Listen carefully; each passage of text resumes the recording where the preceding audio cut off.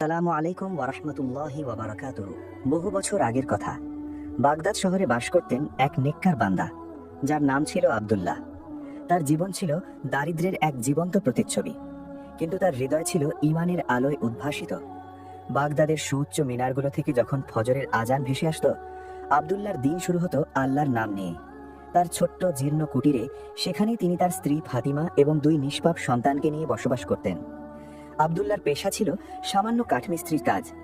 দিনের পর দিন তিনি কঠোর পরিশ্রম করতেন, কিন্তু তার আয় ছিল এতই নগণ্য যে দুবেলা দুমুঠো খাবার জোটানো প্রায়শই কঠিন হয়ে পড়ত। বাগদাদের ব্যস্ত বাজারগুলোতে যখন ধনী বণিকেরা তাদের মূল্যবান পণ্য নিয়ে ব্যস্ত থাকত, আব্দুল্লাহ তখন এক কোণে বসে তার হাতে গড়া কাঠের জিনিসপত্র বিক্রি করার চেষ্টা করতেন। অনেক সময় ক্রেতা না পেয়ে তাকে খালি হাতেই বাড়ি ফিরতে হতো। ফাতিমা, তার ধৈর্যশীল স্ত্রী, কখনোই স্বামীর কাছে কোনো অভিযোগ করতেন না। তিনি জানতেন আব্দুল্লাহ তার সাধ্যমতো চেষ্টা করছেন। তাদের সংসারে অভাব ছিল নিত্যসঙ্গী, কিন্তু আল্লাহর প্রতি তাদের বিশ্বাস ছিল অটল। এক সন্ধ্যায় আব্দুল্লাহ ঘরে ফিরলেন এক রাশ হতাশা নিয়ে। সারাদিন পরিশ্রম করেও তিনি একটি দিনারও উপার্জন করতে পারেননি। ঘরে চাল নেই, আটা নেই, এমনকি শিশুদের জন্য এক ফোঁটা দুধও নেই। ফাতিমার স্বামীর মলিন মুখ দেখে সব বুঝতে পারলেন। তিনি শান্ত কণ্ঠে বললেন, চিন্তা করবেন না আব্দুল্লাহ, আল্লাহ তাআলা আমাদের রিজিকের মালিক, তিনি অবশ্যই কোনো ব্যবস্থা করবেন। আব্দুল্লাহ দীর্ঘশ্বাস ফেলে বললেন, ফাতিমা, আমি তো আল্লাহর ওপর ভরসা রাখি, কিন্তু এই নিষ্পাপ শিশুদের ক্ষুধার্ত মুখ দেখলে আমার বুক ফেটে যায়। কাল কি হবে আমি জানি না। সেই রাতে শিশুরা ক্ষুধার জ্বালায় ছটফট করছিল। ফাতিমা তাদের সান্ত্বনা দিচ্ছিলেন, আর আব্দুল্লাহ জায়নামাজে বসে আল্লাহর কাছে সাহায্য চাইছিলেন। তার চোখ থেকে অশ্রু গড়িয়ে পড়ছিল, কিন্তু তার মুখে ছিল দৃঢ় প্রত্যয়ের ছাপ। তিনি মনে মনে বলছিলেন, হে আল্লাহ, তুমিই তো সবকিছুর মালিক, তুমিই তো রিজিক দাতা, আমি তোমার উপরই ভরসা রাখছি। পরদিন সকালে যখন আব্দুল্লাহ কাজের সন্ধানে বের হচ্ছিলেন, ফাতিমা তাকে ডেকে বললেন, আব্দুল্লাহ, আজ যখন আপনি কাজে যাবেন, তখন পথে যদি কোনো অভাবী মানুষ দেখেন, তাকে সাহায্য করতে ভুলবেন না। হয়তো আল্লাহ তাআলা এর বিনিময়ে আমাদের জন্য কোনো পথ খুলে দেবেন। আব্দুল্লাহ স্ত্রীর কথা শুনে অবাক হলেন। তাদের নিজেদেরই যেখানে কোনো সংস্থান নেই, সেখানে অন্যের সাহায্য করার কথা ভাবা। কিন্তু ফাতিমার ঈমানের দৃঢ়তা তাকে মুগ্ধ করল। তিনি মনে মনে আল্লাহর কাছে দোয়া করে বেরিয়ে পড়লেন। বাগদাদের জনাকীর্ণ রাস্তায় আব্দুল্লাহ হাঁটছিলেন। তার মনে ছিল এক মিশ্র অনুভূতি। একদিকে পরিবারের অভাবের চিন্তা, অন্যদিকে স্ত্রীর উপদেশ। হঠাৎ তিনি দেখলেন এক বৃদ্ধা মহিলা রাস্তার পাশে বসে কাঁদছেন। তার পরনে জীর্ণ পোশাক, আর তার হাতে একটি ভাঙা পাত্র। আব্দুল্লাহ তার কাছে গিয়ে জিজ্ঞেস করলেন, মা, আপনার কি হয়েছে, কেন কাঁদছেন? বৃদ্ধা বললেন, বাবা, আমি অনেক দূর থেকে এসেছি, আমার কাছে একটি দিনারও নেই, আর আমি খুব ক্ষুধার্ত, কেউ আমাকে সাহায্য করছে না। আব্দুল্লাহর মনে পড়ে গেল ফাতিমার কথা। তিনি তার গায়ের একমাত্র চাদরটি খুলে বৃদ্ধাকে দিলেন এবং বললেন, মা, আমার কাছে টাকা নেই, কিন্তু এই চাদরটি আপনি বিক্রি করে কিছু খাবার কিনে নিতে পারেন। বৃদ্ধা আব্দুল্লাহর এই উদারতায় বিস্মিত হলেন। তিনি আব্দুল্লাহর জন্য মন ভরে দোয়া করলেন। আব্দুল্লাহর মন তখন এক অদ্ভুত প্রশান্তিতে ভরা। বৃদ্ধাকে চাদরটি দান করার পর তার মনে কোনো অনুশোচনা ছিল না, বরং এক অনাবিল আনন্দ তাকে ঘিরে রেখেছিল। তিনি জানতেন, আল্লাহর পথে যা ব্যয় করা হয় তা কখনোই বৃথা যায় না। বাগদাদের অলিগলিতে তিনি কাজের সন্ধানে ঘুরতে লাগলেন, কিন্তু কোথাও কোনো কাজ পেলেন না। সূর্য যখন পশ্চিম আকাশে ঢলে পড়ছিল, তার মনে এক নতুন উদ্বেগ বাসা বাঁধতে শুরু করল।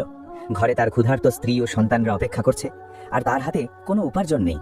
হতাশ মনে আব্দুল্লাহ যখন বাড়ির পথে ফিরছিলেন, তখন বাগদাদের এক কোণে একটি পুরনো মসজিদের পাশ দিয়ে যাচ্ছিলেন। মসজিদটি ছিল প্রায় পরিত্যক্ত, তার দেওয়ালগুলো ক্ষয়ে গিয়েছিল, আর ছাদ থেকে ঝুলেছিল মাকড়সার জাল। হঠাৎ তার চোখে পড়ল, মসজিদের এক কোণে একটি ছোট কাঠের বাক্স পড়ে আছে। কৌতূহলবশত তিনি বাক্সটির কাছে গেলেন। বাক্সটি ছিল ধুলোমাখা এবং পুরনো, মনে হচ্ছিল বহু বছর ধরে কেউ এটি স্পর্শ করেনি। আব্দুল্লাহ বাক্সটি খুলতেই তার চোখ ছানা বড়া হয়ে গেল। বাক্সের ভেতরে ছিল একটি ছোট পুটলি, আর পুটলি খুলতেই তিনি দেখতে পেলেন কয়েকটি চকচকে স্বর্ণমুদ্রা। আব্দুল্লাহর হাত কাঁপতে লাগলো। তিনি জীবনে এতগুলো স্বর্ণমুদ্রা একসাথে দেখেননি। তার মনে প্রশ্ন জাগলো, এই মুদ্রাগুলো এখানে এলো কিভাবে, কে এগুলো রেখে গেছে? তিনি চারপাশে তাকালেন, কিন্তু আশেপাশে কোনো মানুষজন ছিল না। তার মনে হলো, হয়তো আল্লাহ তাআলা তার ধৈর্যের প্রতিদান হিসেবে এই মুদ্রাগুলো পাঠিয়েছেন। কিন্তু তার ঈমান তাকে প্ররোচিত করলো না এই মুদ্রাগুলো নিজের বলে দাবি করতে। তিনি ভাবলেন, এই মুদ্রাগুলো হয়তো কোনো হারানো সম্পদ, যার প্রকৃত মালিকের কাছে তা ফিরিয়ে দেওয়া উচিত। মুদ্রাগুলো নিয়ে আব্দুল্লাহ দ্রুত বাড়ির দিকে ছুটলেন। ফাতিমা তাকে দেখে অবাক হলেন। আব্দুল্লাহ সব ঘটনা খুলে বললেন। ফাতিমাও বিস্মিত হলেন, কিন্তু তার মুখে ছিল এক দৃঢ় প্রত্যয়ের হাসি। তিনি বললেন, আব্দুল্লাহ, এই মুদ্রাগুলো হয়তো আমাদের জন্য আল্লাহর পক্ষ থেকে এক পরীক্ষা। আমাদের উচিত এর প্রকৃত মালিককে খুঁজে বের করা। আব্দুল্লাহ স্ত্রীর কথায় সায় দিলেন। তারা দুজনেই সিদ্ধান্ত নিলেন, এই মুদ্রাগুলো তারা নিজেদের জন্য ব্যবহার করবেন না, যতক্ষণ না এর প্রকৃত মালিককে খুঁজে পাওয়া যায়। পরের দিন সকালে আব্দুল্লাহ বাগদাদের বাজারে গেলেন। তিনি মুদ্রাগুলো হাতে নিয়ে বিভিন্ন দোকানে খোঁজ নিতে লাগলেন যদি কেউ এই মুদ্রাগুলোর মালিকানা দাবি করে, কিন্তু কেউ এই মুদ্রাগুলোর কথা জানতো না। আব্দুল্লাহ হতাশ হলেন, কিন্তু হাল ছাড়লেন না। তিনি ভাবলেন হয়তো মসজিদের ইমাম সাহেব এই বিষয়ে কিছু বলতে পারবেন। তিনি মসজিদের ইমাম সাহেবের কাছে গেলেন এবং সব ঘটনা খুলে বললেন। ইমাম সাহেব আব্দুল্লাহর সততায় মুগ্ধ হলেন। তিনি বললেন, আব্দুল্লাহ, এই মুদ্রাগুলো হয়তো আল্লাহর পক্ষ থেকে তোমার জন্য এক উপহার, কিন্তু তোমার সততা আমাকে মুগ্ধ করেছে। আমি এই বিষয়ে খোঁজ নেব যদি কেউ এই মুদ্রাগুলোর মালিকানা দাবি করে। ইমাম সাহেব বাগদাদের গণ্যমান্য ব্যক্তিদের কাছে এই বিষয়ে খোঁজ নিলেন, কিন্তু কেউ এই মুদ্রাগুলোর মালিকানা দাবি করল না। দিন পেরিয়ে রাত হলো, কিন্তু মুদ্রাগুলোর মালিকের কোনো খোঁজ পাওয়া গেল না। আব্দুল্লাহর মনে এক নতুন চিন্তা এলো। তিনি ভাবলেন, যদি এই মুদ্রাগুলোর মালিককে খুঁজে না পাওয়া যায়, তাহলে কি তিনি এগুলো নিজের জন্য ব্যবহার করতে পারবেন? তার মন তাকে সায় দিল না। তিনি জানতেন আল্লাহর পথে সততা এবং আমানতদারিতা বজায় রাখা অত্যন্ত গুরুত্বপূর্ণ। সেই রাতে আব্দুল্লাহ আবার নামাজে বসলেন। তিনি আল্লাহর কাছে দোয়া করলেন যেন তিনি তাকে সঠিক পথ দেখান। তার মনে এক অদ্ভুত অস্থিরতা কাজ করছিল। একদিকে পরিবারের অভাব, অন্যদিকে এই স্বর্ণ মুদ্রাগুলোর প্রকৃত মালিককে খুঁজে বের করার দায়িত্ব। তিনি জানতেন না তার জন্য কি অপেক্ষা করছে, কিন্তু তিনি আল্লাহর উপর পূর্ণ আস্থা রেখেছিলেন। তিনি বিশ্বাস করতেন আল্লাহ তাআলা কখনোই তার বান্দাকে নিরাশ করেন না।